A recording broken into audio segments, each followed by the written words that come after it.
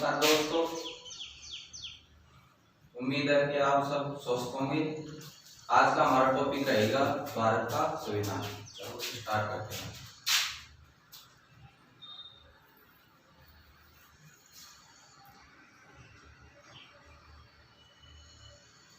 भारत का संविधान।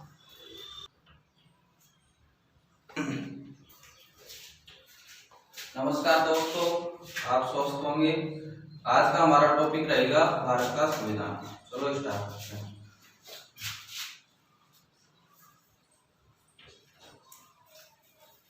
भारत का संविधान।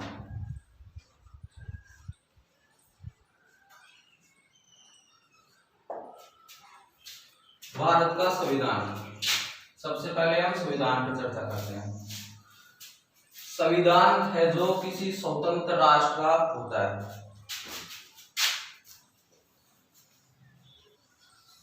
स्वतंत्र राष्ट्र, यहाँ स्वतंत्रता से तात्पर्य है कि वह राष्ट्र जो संप्रभु हो। संप्रभु से हम समझ सकते हैं कि वह राष्ट्र जिसकी आंतरिक और बाह्य दोनों शक्तियों पर निर्णय लेने की क्षमता स्वयं की होती है। आंतरिक और दूसरा है बाह्य। वह राष्ट्र जिसकी आंतरिक और बाह्य शक्ति निर्णय लेने की शक्ति उसके पास होती है, वह संप्रभु होता है। अब ये टॉपिक है भारत का संविधान। अब संविधान शब्द का उल्लेख, ये बिंदु कहां से मिला, इसका क्या महत्व है, ये हम समझेंगे। भारत का संविधान। भारत का संविधान का उल्लेख संविधान के आर्टिकल 393 में इसका उल्लेख है। अनुच्छेद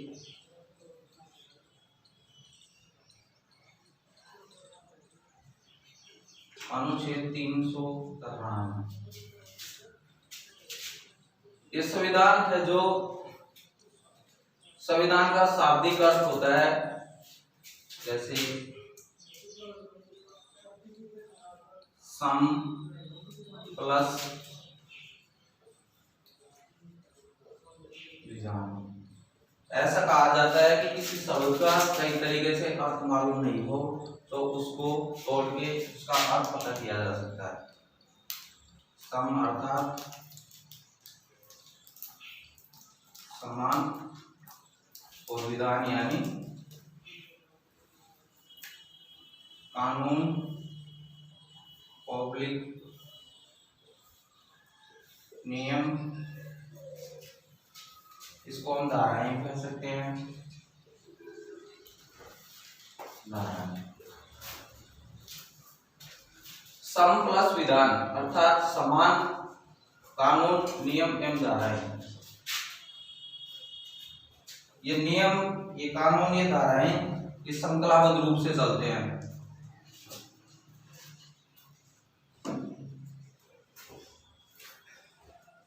श्रृंखलाबद्ध रूप से चलते हैं, जिसमें दो प्रकार के संविधानों का उल्लेख मिलता है। वो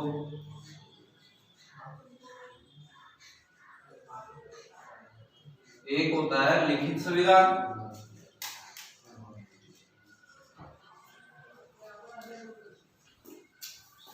दूसरा होता है अलिखित संविधान।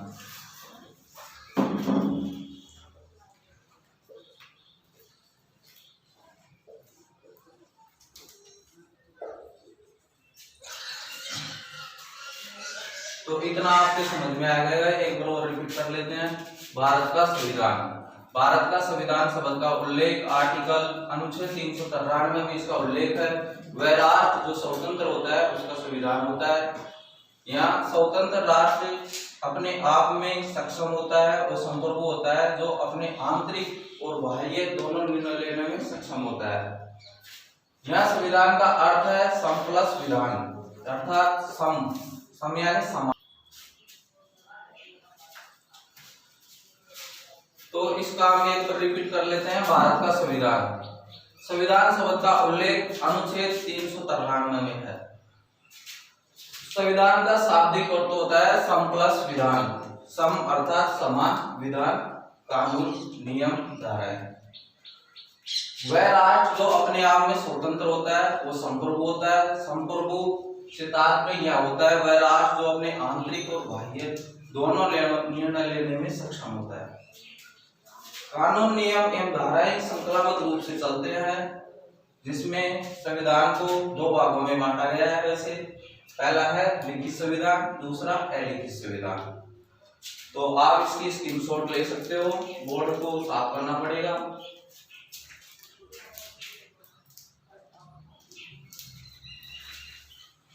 अब इससे आगे चलते हैं।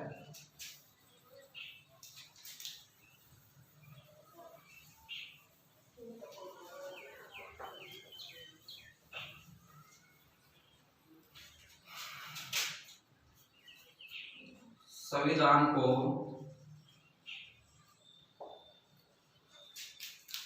मूल रूप से दो तरीके से देख सकते हैं। पहला है दस्तावेज के आधार पर, दस्तावेज के आधार पर, और दूसरा होता है राजनीतिक के आधार पर, राजनीतिक के आधार पर। हम सबसे पहले दस्तावेज के बारे में चर्चा करते हैं। दस्तावेज से तात्पर्य होता है कि संविधान दो प्रकार का होता है। यहाँ पे एक होता है लिखित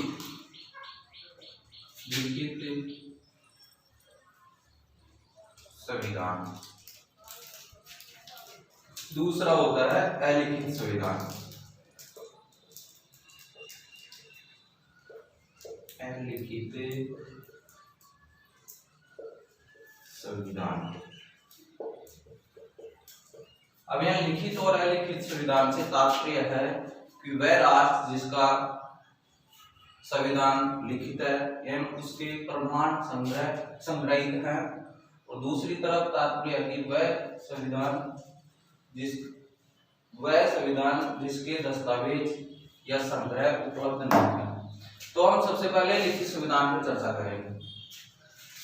लिखित संविधान वाले राष्ट्र हैं जैसे भारत, दूसरा अमेरिका,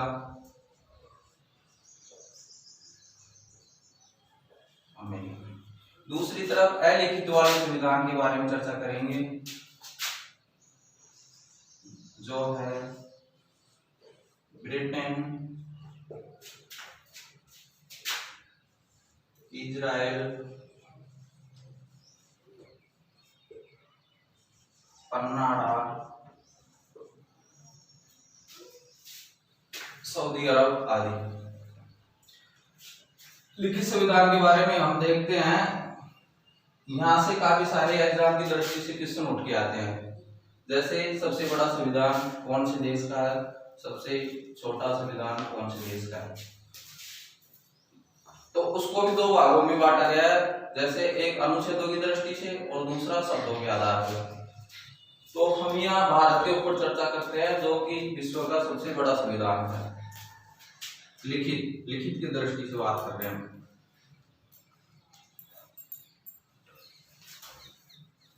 सबसे बड़ा अनुच्छेद है, सबसे बड़ा संविधान है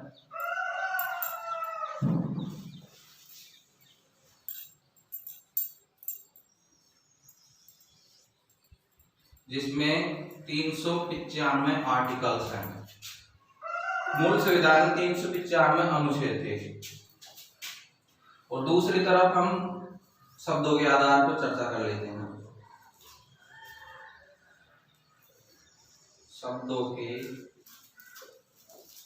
आधार पर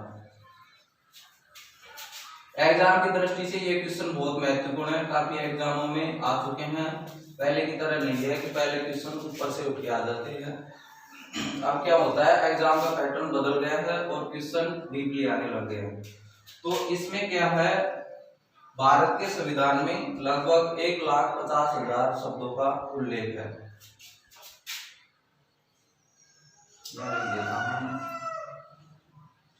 1.5 लाख अर्थात 1,50,000 शब्दों का उल्लेख है। अब दूसरी तरफ बात आती है, सबसे बड़ा विश्व का सबसे बड़ा संविधान भारत है, तो दूसरी तरफ सबसे छोटा संविधान कौन सा है, कौन से देश का? तो यहाँ होता है सबसे छोटा संविधान अमेरिका का।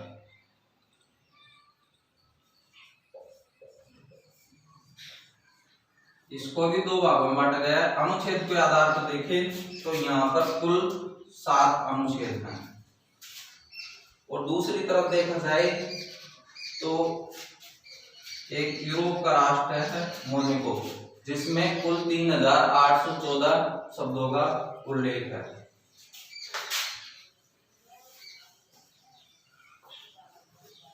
यूरोपीय राष्ट्र है ये, जिसमें 3,814 शब्दों का उल्लेख है। तो आपके यहां तक समझ में आ गया है। एक बार और इसका रिवीजन कर लेते हैं।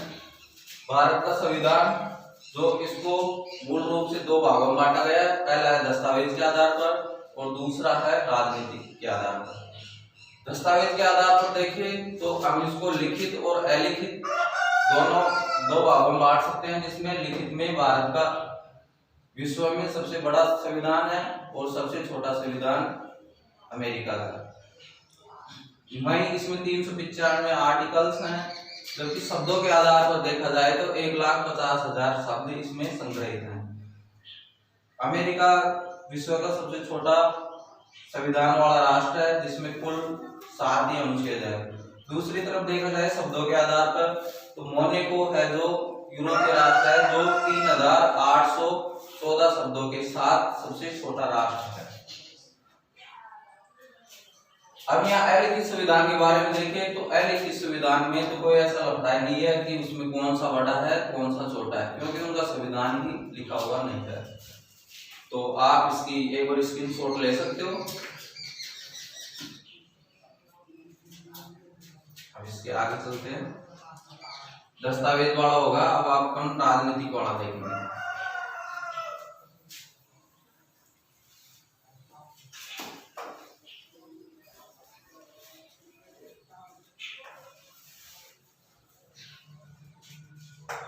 दूसरा नंबर का है अपना राजनीतिक।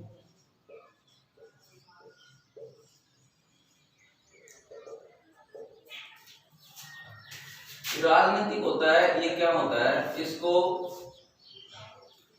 शासन व्यवस्था की दृष्टि से इसको भी 2 भागों में बांटा गया है, जिसमें पहला होता है एकात्मक और दूसरा होता है संघात्मक।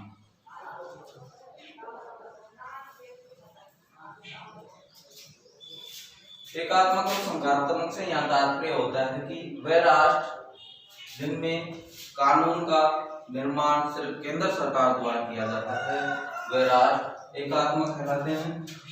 वह राष्ट्र जहाँ पर केंद्र की शक्तियों का विकेंद्रीकरण होता है, उसको संघात्मक कहते हैं।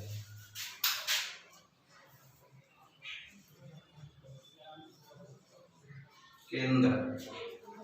दूसरी तरफ है संघात्मक में केंद्र और राज्य।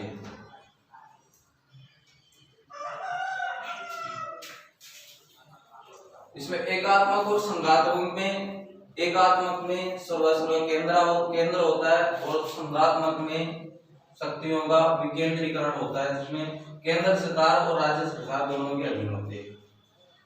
जिसमें एकात्मक वाले राष्ट्र हैं जैसे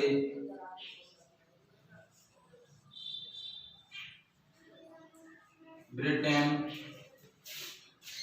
और संघात्मक वाले हैं अमेरिका, कनाडा, ऑस्ट्रेलिया,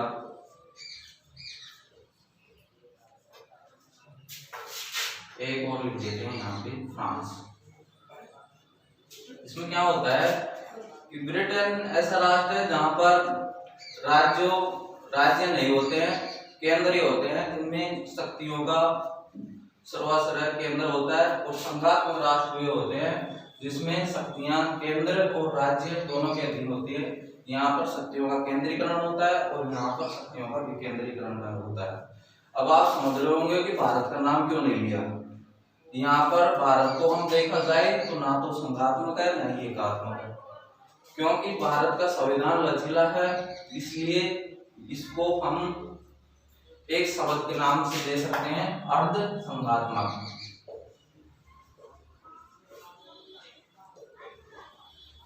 अर्ध संघात्मक क्योंकि भारत में त्रिस्तरीय व्यवस्थाएं हैं, जिसमें एक है केंद्र, दूसरा राज्य और तीसरा होता है स्थानीय सरकार। त्रिस्तरीय शासन व्यवस्था चलती है भारत में, इसलिए न वह पूर्ण रूप से एकात्मक है न ही वह संघात्मक है। जैसे आपने देखा होगा कि हम राजस्थान से हैं, तो राजस्थान में कई जगहों पर पंचायत राज के चुनाव हो चुके हैं और कई जगहों पर जैसे हमारे नहीं हुए, इसलिए भारत में अर्ध संघात्मक शासन के नाम से जाना जा सकता है, जैसे केंद्र, राज्य और स्थानीय सरकार। जैसे अभी कोरोना महामारी चल रही है, उसकी वजह से हमारे राजस्थान में सबसे पहले ही लॉकडाउन चालू कर दिया था, जबकि केंद्र सरकार ने हमसे बाद में निर्णय लिया था इस पे। तो अब इसके आगे एक दो पॉइंट और बच गए हैं, जैसे सबसे नवीन संविधान वाला राष्ट्र कौन सा है। तो हम यहाँ एग्जाम की दृष्टि से काफी महत्वपूर्ण क्वेश्चन है। विश्व का सबसे नवीन संविधान वाला राष्ट्र है नेपाल। नेपाल जो सितंबर 2015 में इसका संविधान लागू होता, सितंबर 2015। यह सबसे नया संविधान है जो नेपाल का है, जो सितंबर 2015 में अभी लगा था। इसके आगे हम देखते हैं, राजनीतिक दृष्टि से देशों को राज्य के नाम से संबोधित किया जाता है। तो आप इसको एक बार स्क्रीनशॉट ले लेकर आगे चलेंगे।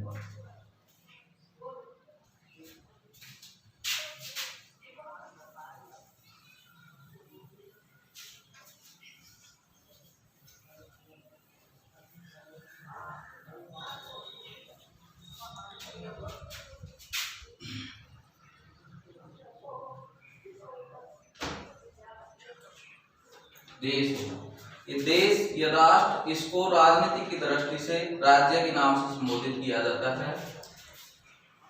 अब राज्य होता है जो किस आधार पर, किस बेस पे बनता है। इसको बनाने के लिए 4 बिंदु अति आवश्यक हैं। किसी देश, राज्य या राष्ट्र का निर्माण होगा, उसमें 4 बिंदु का अहम योगदान होता है। जैसे पहला आता है भूभाग। भूभाग से तात्पर्य है, जैसे हमारे भारत का कुल भूभाग है 32,87,263। मैं यहाँ लिख देता हूँ 32,87,263 वर्ग किलोमीटर। दूसरे नंबर पर आती है जनसंख्या।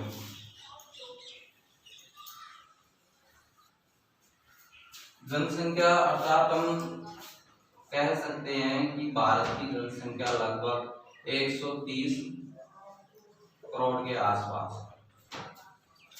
अब तीसरा पॉइंट आता है यहाँ पर सरकार।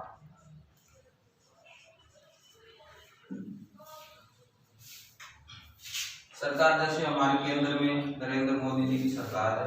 चौथे नंबर पर आता है संप्रभु। संप्रभु शब्द का हमने वहां पहले भी जिक्र कर लिया था। संप्रभु शब्द से तात्पर्य होता है कि वह राष्ट्र जो अपने आंतरिक बाह्य निर्णय लेने में स्वतंत्र होता है। जैसे अभी कोरोना महामारी चली, उसमें हमारे राष्ट्र में कोरोना महामारी आई तो किसी राहत के परामर्श लेने की जरूरत नहीं पड़ी और हमने लॉकडाउन शुरू कर दिया। तो क्योंकि हम स्वतंत्र थे, हम संप्रभु थे, इसलिए हमने ये निर्णय लिया। दोस्तों, हमारा वीडियो आपको अच्छा लगे तो लाइक करें, शेयर करें, सब्सक्राइब करें और कमेंट करके बताएं कि हम कैसा लगा आपको वीडियो, और जिससे हम और भी बेहतर करने की कोशिश करेंगे। जय हिंद।